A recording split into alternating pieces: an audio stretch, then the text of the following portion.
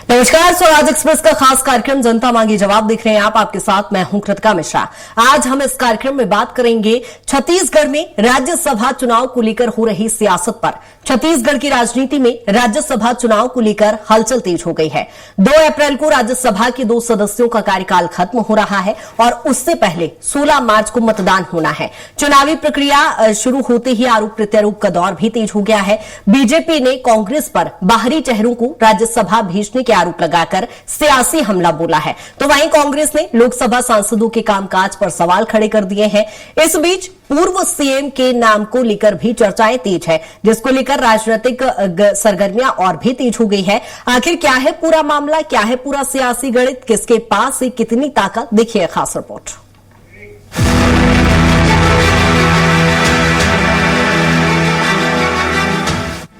छत्तीसगढ़ से राज्यसभा के 2 सदस्यों का कार्यकाल 2 अप्रैल 2026 को समाप्त हो रहा है। इनमें केटीएस तुलसी और फूलो देवी नेताम शामिल हैं।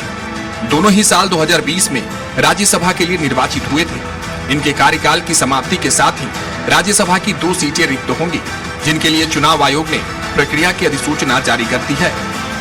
छत्तीसगढ़ में राज्यसभा की कुल 5 सीटें हैं।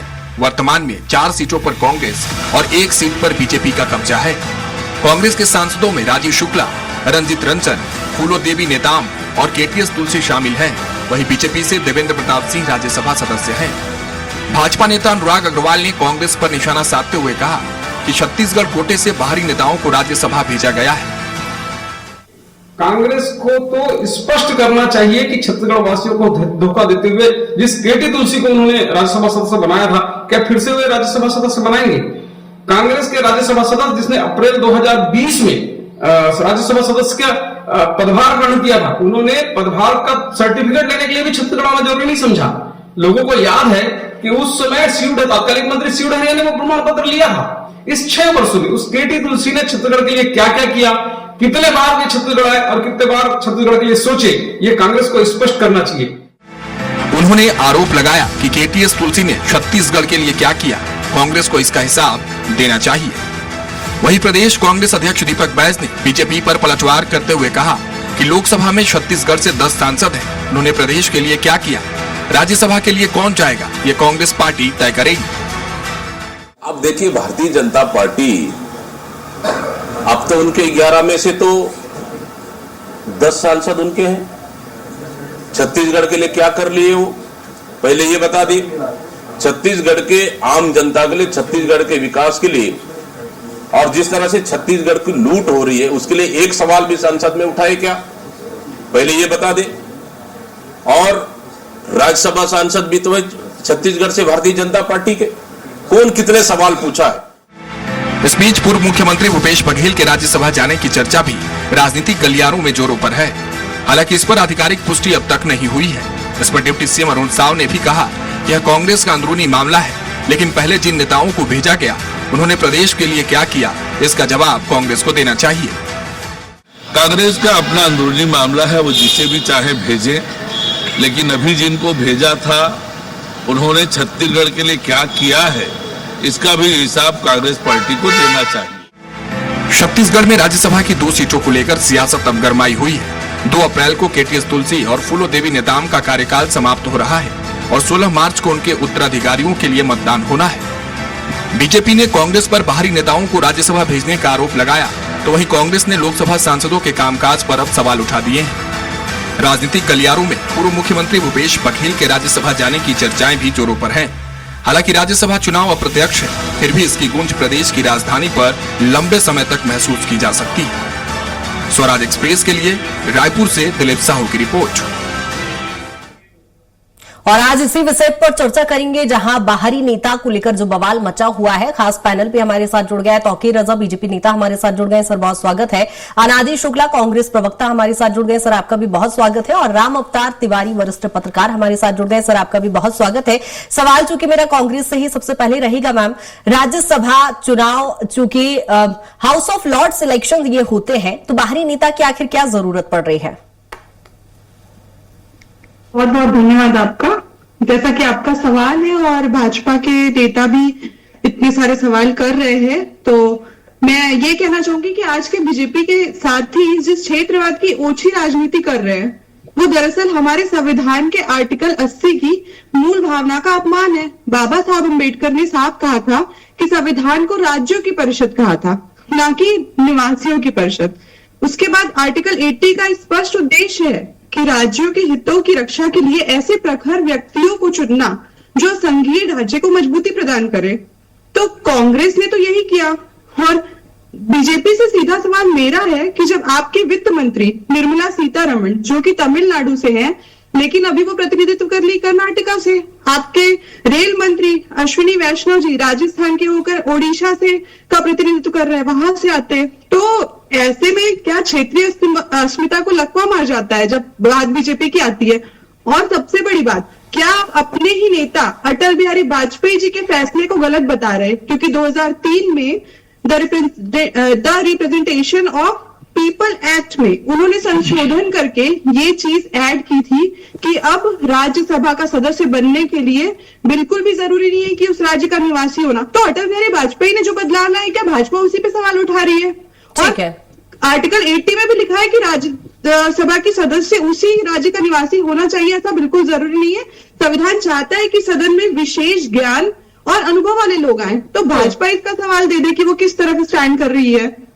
ठीक है, तौकीर जी क्या कहेंगे इस पर? भाजपा ने ही नियम बनाया था जिस तरह से, जो कि मैम ने काफी अच्छे से इसका विश्लेषण भी कर दिया है। सर, फिर क्यों सवाल बाहरी नेता के आने पर?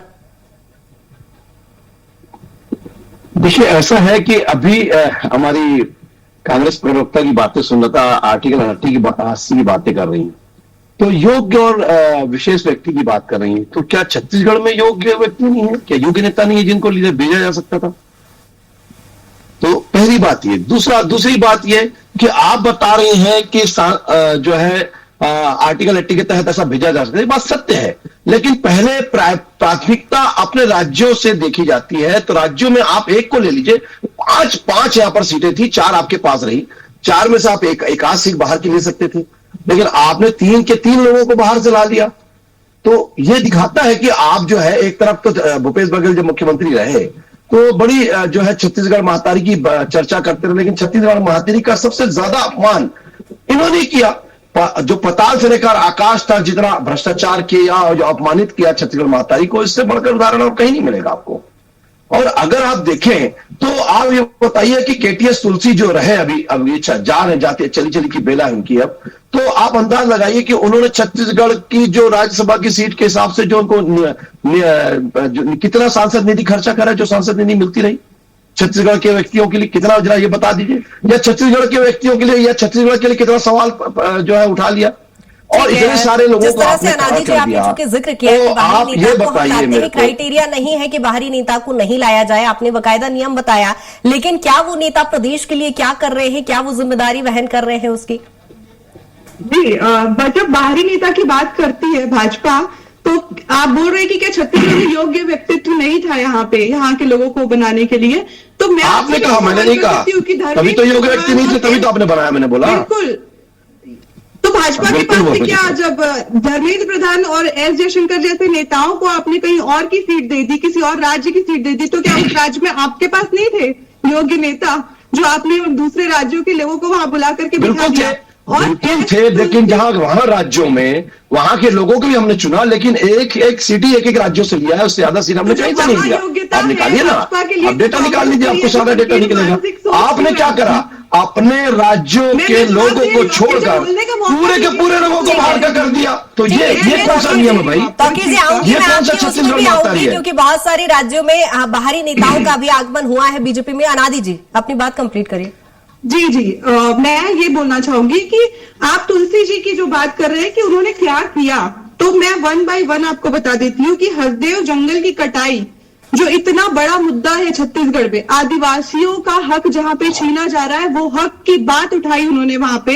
ठीक है, कोयला खनन का मुद्दा उठाया, छत्तीसगढ़ का जीएसटी बकाया था जो, जिसपे आपके 10 के 10 संसद मौन थे, वो मौन का सवाल उन्होंने उठाया है वहां पे तुलसी जी ने। सीजी के किसान रिकॉर्ड उत्पादन कर रहे हैं, लेकिन केंद्र सरकार केंद्रीय पूल में चावल क्यों नहीं खरीद रही है, ये मुद्दा उठाया उन्होंने। और इसके साथ ही उन्होंने एमएसपी की कानूनी गारंटी की मांग की है, क्योंकि वो एक बहुत बड़े लॉयर हैं और उनको कानून का बहुत अच्छा नॉलेज है, तो जो आवाज छत्तीसगढ़ की बननी चाहिए, जो छत्तीसगढ़ के आदिवासियों के हक के मुद्दे ठीक है अनादि जी, यानी आपका कहना है उन्होंने कि वो काफी योग्य थे इसलिए लाए गए। तौकीर जी लौटूंगी आपके बिल्कुल। पास। वरिष्ठ पत्रकार हमारे साथ राम अवतार जी भी जुड़े हुए हैं। सर, बाहरी बनाम स्थानीय लोगों के बीच जो एक तालमेल बैठाने की कोशिश हमेशा पार्टियां करती हैं, लेकिन राज्यसभा चुनाव वो चुनाव आते हैं जिसमें या तो हारे हुए नेताओं की एंट्री ले ली जाती है या फिर कहीं ना कहीं एडजस्टमेंट करने की कोशिश की जाती है। सर, राज्यसभा में ये राज्यसभा चुनाव को लेकर छत्तीसगढ़ में राजनीतिक सरगर्मी चल रही है। उसमें पिछले चुनाव में भी, पिछले राज्यसभा चुनाव से ये मुद्दा बना है कि स्थानीय नेता होना चाहिए कि बाहरी नेता।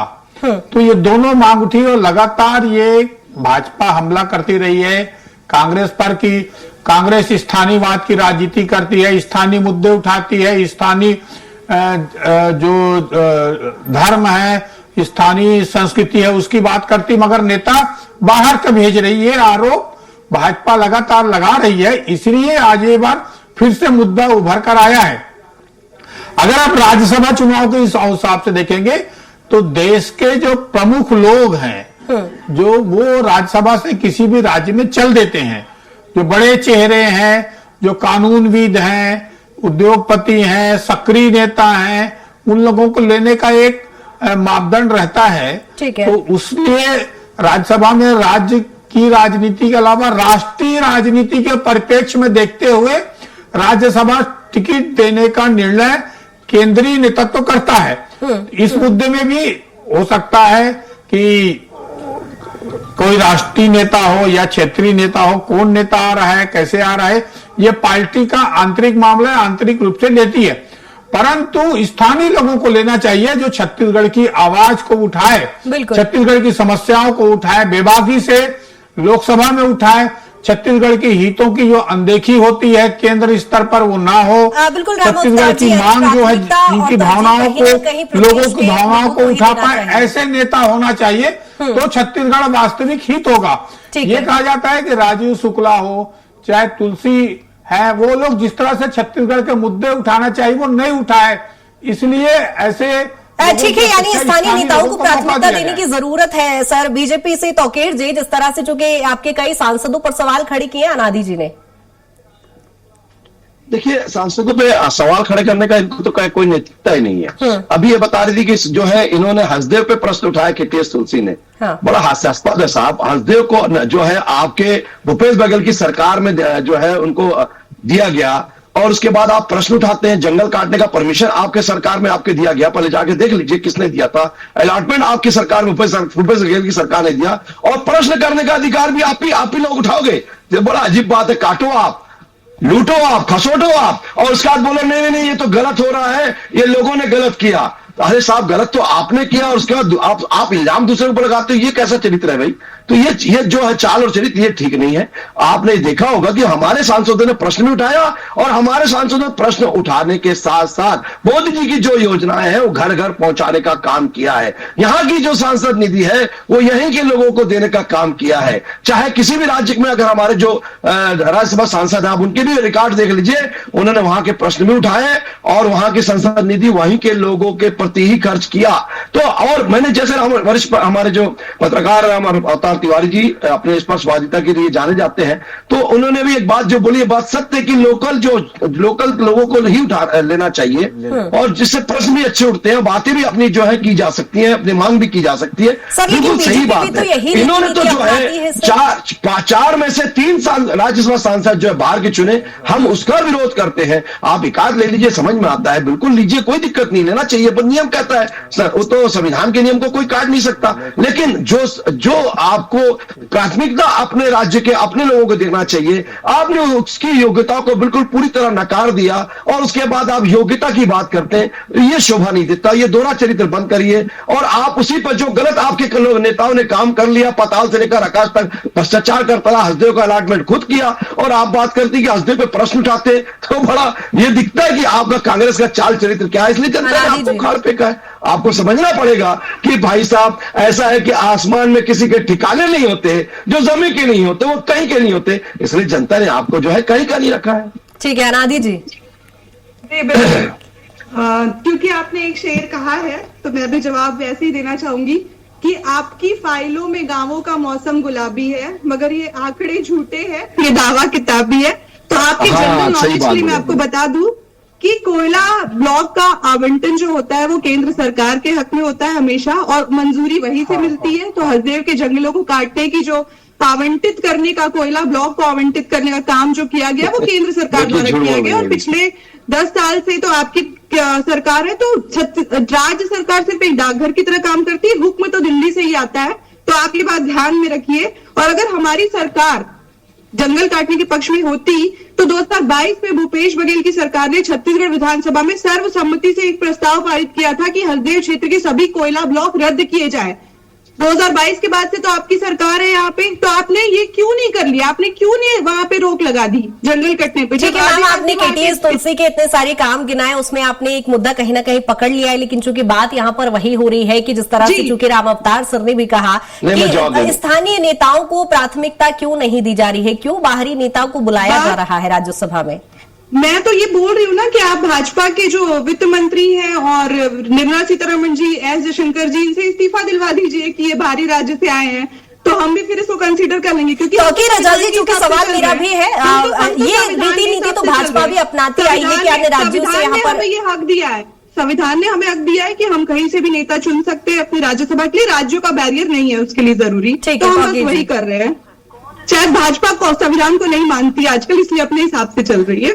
ठीक है, आप और भी जवाब दे दीजिए। भाजपा कर दिए संविधान को ही जो संविधान की हत्या कर दिए, नंगा नाच नचाते रहे इनकी इंदिरा गांधी सत्ता की लोलुपता में अंधी होकर, और वो हमें संविधान की वजह पाठ पढ़ाएंगी। वाह चाल और चरित्र, यही चरित्र दिखाता है कि कांग्रेस के लोग सिर्फ अपने स्वार्थ सिद्धि के लिए किसी भी हद तक उतर जाएंगे और अपने चाल चरित्र को जो है दिखा देंगे। ये दिखाता है कि आपका चाल चरित्र कैसा है और आपका चेहरा कैसा है, और वही नतीजा है कि संविधान की हत्या करने वाली इंदिरा गांधी को कभी आपने दोषारोपण नहीं दिया और हर जगह इंदिरा गांधी के नाम से डंका बजाते रहे। वो भी बहुत से दलाल जो है राजीव गांधी, उसके नाम से कभी चाल चरित्र नहीं उजागर कर दिए, और उसके नाम से आप जो है नामकरण करते रहे योजनाओं का।